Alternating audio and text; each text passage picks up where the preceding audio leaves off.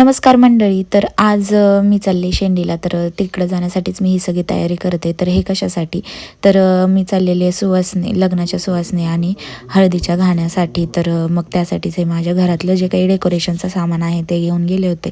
मग तिथं गेल्यानंतर हे सुवासनीचा स्वयंपाक सुरू झाला होता, ते पण चुलीवर.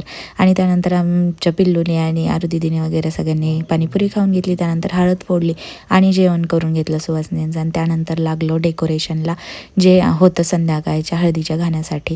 तर डेकोरेशन वगैरे छान केलं. त्यानंतर ते माठाला वगैरे जे बांधतात, काकण वगैरे 5 जणींच्या हाताने ते बांधून घेतलं. आणि हा आहे नवरदेव. हळदीच्या घाण्याचं डेकोरेशन आणि विठ्ठल रुक्मिणी गणपती नसणार, हे तर होणारच नाही, तर ते पण ठेवलं होतं. आणि हे आहे हळदीच्या घाण्याचा फायनल लुक. इथं पिल्लूचे चाललेत काही सिनेमॅटिक शॉट. आणि त्यानंतर सईबाईच्या गाण्यात म्हणत म्हणत हळदसुद्धा दळून झाली. आणि त्यानंतर इथे आम्ही थोडंसं पत्रिकेचं वगैरे शूट केलं. याचा फुल व्हिडिओ यूट्यूबला ऑलरेडी अपलोडेड आहे. आणि संध्याकाळी अहवाल येतोय आम्हाला घ्यायला.